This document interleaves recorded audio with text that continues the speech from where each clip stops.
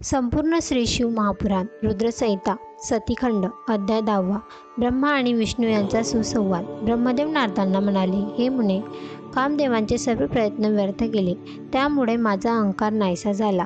काय करावे हेच मला समजेना। त्यामुळे मग विष्णूंचे स्मरण केले। चतुर्भुज कमल नयन, हातामध्ये शंख चक्र गदा पद्म धारण केलेले भक्तवत्सल्य विष्णूंना पाहून माझ्या नेत्रातून प्रेमाश्रू वाहू लागले। ते पाहून विष्णू म्हणाले, तुम्हाला काय दुःख आहे ते सांगा, मी त्याचे निवारण करतो।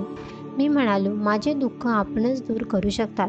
भगवान रुद्रांना मोहित करण्यासाठी मी कामदेवांना पाठविले होते।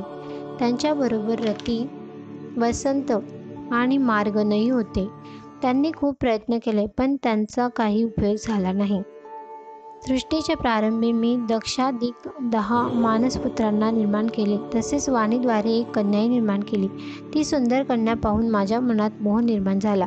तेव्हा रुद्रदेवांनी माझा अपमान करून माझा धिक्कार केला, सर्वांसमोर माझी निंदा केली। त्यावेळी मला अतिशय दुःख झाले।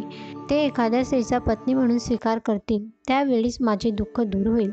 यासाठीच मी तुम्हाला शरण आलो आहे। विष्णू म्हणाले, हे ब्रह्मदेव, शिव हे सर्वांचे कर्ते आहेत, पालक आहेत, संहारक आहेत। ते परात्पर परब्रह्म आहे, सर्वव्यापी परमात्मा आहेत। ते 3 गुणांच्या पलीकडे आहेत। ते भक्तांच्या अधीन राहणारे आहेत। तरी तुम्ही त्यांना शरण जा, त्यांचे भजन करा, ते तुमचे कल्याण करतील। तुम्ही गौरीला प्रसन्न करण्याच्या उद्देशाने शिवजींचे स्मरण करा, शिवा देवीचे ध्यान करा। ती देवी प्रसन्न झाली तर सर्व काही तुमच्या मनाप्रमाणे होईल। तुम्ही दक्षाला तप करण्यास सांगावे, त्यामुळे ते शिवजीसाठी पत्नी उत्पन्न करण्यास समर्थ होतील। शिव आणि गौरी निर्गुण परब्रह्म स्वरूप आहेत।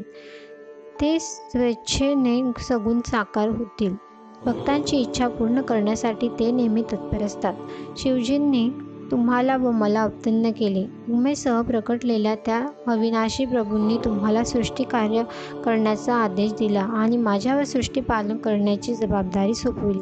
तुम्ही दोघांनी रुद्राची पूजा करावी असे त्यांनी सांगितले।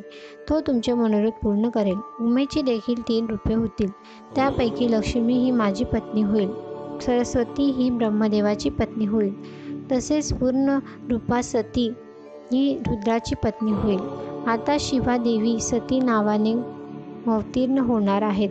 तिच्या निर्मितीसाठी आपण योग्य तो प्रयत्न करावा। नारदा, अशा प्रकारे मला मार्गदर्शन करून विष्णू निघून गेले। त्यांच्याकडून मला दुःख निवारण करण्याचा मार्ग सापडला। नमः शिवाय। ओम।